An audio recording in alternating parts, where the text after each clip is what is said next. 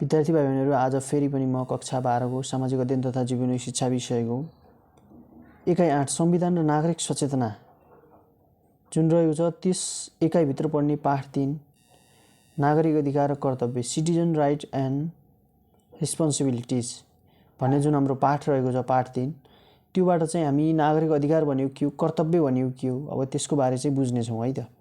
So अब हामी भिडियोतर्फ लागौं। सो नागरिक अधिकार भनेको के हो, कर्तव्य भनेको के हो, त्यो बारे बुझौं। सो फर्स्टमा चाहिँ हाम्रो नागरिक अधिकार सिटिजन राइट के हो त नागरिक अधिकार। अब उत्तरतिर हेरौं। आफ्नो देशको संविधानद्वारा प्राप्त भएको हकलाई नागरिक अधिकार भनिन्छ। अर्थात् नागरिक अधिकार भनेको के रहेछ भन्दाखेरि हाम्रो आफ्नो देशको संविधानद्वारा प्राप्त भएको हकलाई नागरिक अधिकार भनिन्छ। नागरिक अधिकारलाई मानव अधिकारको विश्वव्यापी घोषणापत्रमा व्याख्या गरिएको छ। हाम्रो नागरिक अधिकारलाई के गरेको छ, मानव अधिकारको विश्वव्यापी घोषणापत्रमा के गरेको छ त व्याख्या गरिएको छ। सो यही विषयलाई नेपालको मौलिक हकमा व्यवस्थित गरिएको पाइन्छ। नेपालको मौलिक हकमा पनि यही विषयलाई समेटेर चाहिँ के गरेको रहेछ, हामीलाई चाहिँ उल्लेख गरिएको रहेछ भन्ने कुरा गर्नु पर्यो अथवा व्यवस्था गरेको छ भन्ने बुझ्नु पर्यो। त्यसैले नागरिक अधिकार र मौलिक हकका कुराहरू मिल्दाजुल्दा देखिन्छन्। अर्थात् नागरिक हक र मौलिक हकका कुराहरू के हुन्छन्, मिल्दाजुल्दा रहेछन् भन्ने कुरा उल्लेख गरिएको छ। सो नागरिक अधिकारले प्रदान गरेका हकको आधारमा यसलाई निम्न 4 भागमा वर्गीकरण गरिन्छ भनेको छ। नागरिक अधिकार भित्र पर्ने हकहरू के हुन् र त्यसको बारेमा कुरा गरौँ है त। फर्स्टमा छ स्वतन्त्रताको, व्यक्तिगत स्वतन्त्रताको अधिकार। अब व्यक्तिगत स्वतन्त्रता भन्ने बित्तिकै के बुझ्नुपर्छ भन्दाखेरि हामीले आफ्नो कुनै व्यक्तिले चाहिँ स्वतन्त्र रूपमा बाँच्न पाउनु पर्यो के, स्वतन्त्र भई बाँच्न पाउने अधिकार, देशभित्रका कुनै पनि ठाउँमा हिँडडुल तथा बसोबास गर्न पाउने। अर्थात् हामीले देशको कुनै पनि ठाउँमा नेपालभित्र चाहिँ जुनसुकै ठाउँमा पनि हामीले के गर्न पर्छौं, घुम्न पाउने अधिकार छ हामीलाई।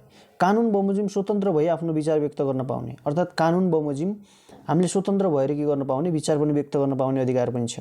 आफ्नो जीव, सम्पत्ति, लिखित चिठीपत्र आदि व्यक्तिगत कुरालाई गोप्य राख्न पाइने छैन, गोप्य राख्न पाउने के त व्यक्तिगत स्वतन्त्रताको अधिकारभित्र के पर्छ भन्दाखेरि आफ्नो जीव, सम्पत्ति, लिखित चिठीपत्र आदि व्यक्तिगत कुराहरूलाई के गर्नु पर्यो, गोप्य राख्न पाउने। आफ्नो चिठी होस् अथवा आफ्ना सम्पत्तिहरू, आफ्ना लिखित चिठीपत्रहरू चाहिँ आफूले लुकाउन पाउने, आफ्नो राख्न पाउने आफूसँग अधिकार छ भन्ने कुरा उल्लेख गरिएको छ। सो त्यसपछि छ प्रत्येक महिलालाई विवाह, गर्भधारण तथा सन्तान उत्पादनका विषयमा व्यक्तिगत निर्णय गर्न पाउने भनेर पनि के गरेको छ त अधिकार प्रदान गरिएको छ। त्यसपछि छ राजनीतिक अधिकार। राजनीतिक भनेको राजनीति, पोलिटिकल है त। राजनीतिक दल तथा सङ्घ सङ्कलन खोल्न पाउने, सङ्कलन र खोल्न पाउने भनेर अधिकार छ। बिना हात हतियार भेला हुन पाउने, हात हतियार नलिएर पनि भेला हुन पाउन सक्ने। कानुन बमोजिम निर्वाचनमा उम्मेदवार हुन तथा मतदान गर्न पाउने अधिकार छ। अर्को छ आफ्नो राजनीतिक अवस्था र विचारलाई व्यक्त गर्न पाउने अधिकार छ, उनी व्याख्या गरिएको छ। त्यसपछि गमा चाहिँ हाम्रो आर्थिक अधिकार। अब आर्थिक अधिकारभित्र पर्ने अब पैसा सम्बन्धी, धन सम्बन्धी है त। कानुन बमोजिम कुनै पैसा, व्यवसाय, उद्योग, व्यापार तथा रोजगारी गर्न पाउने हैन, हामीले रोजगारी गर्न पाउँछौँ। कानुन बमोजिम पैसा राख्न पाउँछौँ, आफूसँग कमाउन सक्छौँ हैन, विभिन्न व्यवसाय उद्योगहरू गर्न सक्छौँ। बाबुआमाको पैतृक सम्पत्तिमा छोराछोरीको समान हक हुने अधिकार छ। बाबुआमाको जुन सम्पत्ति छ त्यसमा चाहिँ के हुनु पर्यो त, छोराछोरी दुवैको समान हक हुने भयो। कानुन बमोजिम सम्पत्ति आर्जन गर्न, बचत गर्न तथा बेचबिखन गर्न पाउने। समान कामका लागि दिइने ज्याला लैङ्गिक आधारमा भेदभाव गर्न नपाइने। समान कामका लागि के दिनु पर्यो त, ज्याला दिनु पर्यो, लैङ्गिकका आधारमा चाहिँ, लिङ्गका आधारमा चाहिँ भेदभाव गर्न पाइएन भनेर चाहिँ उल्लेख गरिएको छ। त्यसपछि घमा छ सामाजिक तथा सांस्कृतिक अधिकार। जात, वर्ग, लिङ्ग, पेसा, शारीरिक अवस्था आदिका आधारमा कसैलाई पनि भेदभाव गर्न नपाइने। धर्ममा आस्था राख्ने व्यक्तिलाई आफ्नो धर्ममा मान्न तथा संरक्षण गर्न पाउने। धर्म, परम्परा, संस्कार तथा चलचलनको नाम कुनै पनि व्यक्तिलाई शोषण गर्न नपाइने भनेर भनिन्छ। अर्थात् विभिन्न जाति, धर्म, पेसा, शारीरिक अवस्था आदिका आधारमा के गर्नु पर्यो, कसैलाई पनि विभेद गर्न पाइएन भनेर भनेको छ सामाजिक तथा सांस्कृतिक अधिकारमा है त। अनि धर्म, परम्परा, संस्कार तथा चलनका नाममा पनि कुनै व्यक्तिलाई शोषण गर्न नपाइने। यो चाहिँ दलित हो, यसलाई छुन दिनुहुन्न भन्ने यस्ता कुराहरू हैन, परम्परागत कुराहरू, अरूलाई नौकर बनाउने, दास बनाउने भनेर शोषण गरिन्छ नि जुन हो, त्यो नै धर्मका नाममा गरिने शोषण हो।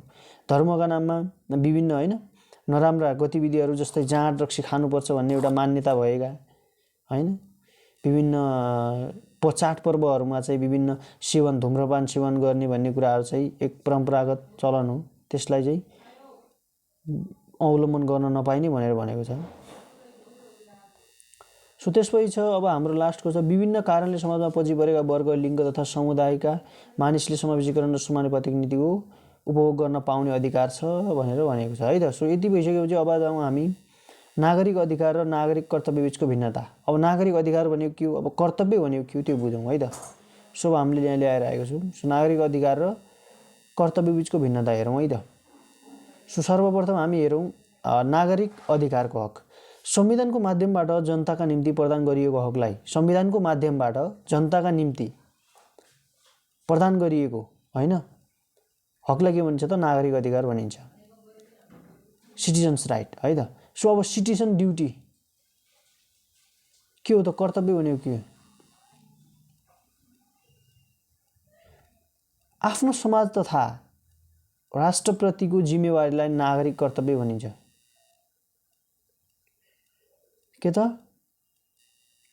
आफ्नो समाज तथा राष्ट्रप्रतिको जिम्मेवारी हो है त नागरिक कर्तव्य भनेको। सो त्यसै गरी छ नागरिक अधिकार। नेपालको संविधानले नागरिक अधिकारलाई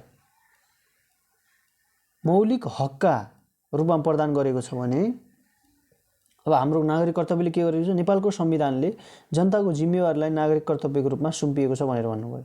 जनतालाई जिम्मेवारी छ नि, जुन जिम्मेवारी भनेको चाहिँ कर्तव्य हो है त। हाम्रो अधिकार भनेको चाहिँ आफूले पाउने होइन, पाउने जुन कुराहरू छ सरकारद्वारा, जुन सरकारद्वारा प्रदान गरिएको हुन्छ, सरकारले दिने सम्पूर्ण कुराहरू हाम्रो अधिकारको कुरा भयो होइन। अनि कर्तव्य भनेको चाहिँ हामीले पुरा गर्नुपर्ने, सरकारप्रति हामीले देखाउनु पर्ने जुन चासो छ त्यो भनेको कर्तव्य है त। त्यसलाई बुझ्नुपर्छ हामीले। यी दुई बिचको फरक यति नै हो। हामीले कर्तव्य भन्ने बित्तिकै हामीले पुरा गर्नुपर्ने दायित्व होइन, हामीले गर्नुपर्ने काम, अनि अधिकार भन्ने बित्तिकै सरकारले दिने हामीलाई जुन हामीले पाउनुपर्ने अधिकार छ त्यो चाहिँ अधिकार भयो। सो नेपालको संविधानले जनताको जिम्मेवारीलाई नागरिक कर्तव्यको रूपमा सुम्पिएको छ भन्ने। सो नागरिक अधिकारमा जाउँ गमा। नागरिक अधिकारले व्यक्तिलाई आर्थिक, सामाजिक, सांस्कृतिक, शैक्षिक, राजनीतिक आदि क्षेत्रमा अगाडि बढ्ने अवसर दिएको छ भने नागरिक कर्तव्यमा गमा छ नागरिक कर्तव्यले व्यक्तिलाई एउटा असल, इमान्दार र देशभक्त नागरिक बन्ने उत्तरदायी प्रदान गरेको छ भनेर भन्न सक्छौँ। नागरिक अधिकारको मुख्य गरी 4 प्रकारका छन् है त। के छन् त, व्यक्तिगत स्वतन्त्रताको अधिकार, राजनीतिक अधिकार, आर्थिक अधिकार र सामाजिक तथा सांस्कृतिक अधिकार। सो हाम्रो कर्तव्य, नागरिक कर्तव्य है त। अब नागरिक कर्तव्यभित्र के पर्छन् त, सो नेपालको संविधानले नागरिक कर्तव्यलाई निम्न 4 भागमा वर्गीकरण गरिएको छ।